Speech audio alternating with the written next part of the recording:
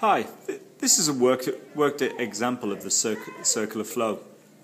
What we're talking about here is the Christchurch earthquake. Now, when the Christchurch earthquake happened, the government had to spend lots of money in relief. So that's our event, the Christchurch earthquake and the relief by the government. The relief by the government is an increase in government spending.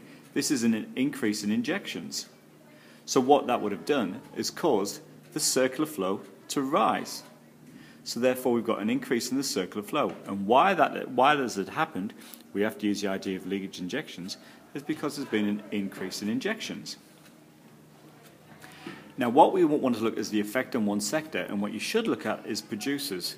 Now because there's been an increase in government spending, producers will produce more. So that means there's going to be an increase in GST to the government as they produce more. Producers will have to hire more labour, so therefore households are going to receive an increase in income, and producers are going to have to import more goods and services, therefore there's going to be an increase in import payments.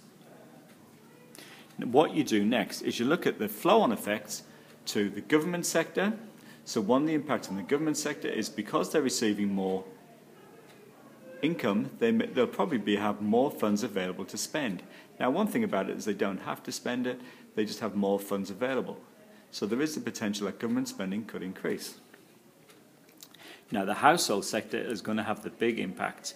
Because they're getting greater income, they can now consume more, they can save more, but also it means they'll get less transfers and they'll pay more in direct taxes. So one thing about this is the government might be doubly impacted because they're going to get the decrease in GST from the government, rising GST from the government because producers are producing more, households are earning more, so they'll get more in direct tax, and they'll also be paying less in transfers because more households are working. Okay, now that's a worked example. If you've got any questions, put them on the Facebook page, not the YouTube page. Speak to you soon. Bye-bye.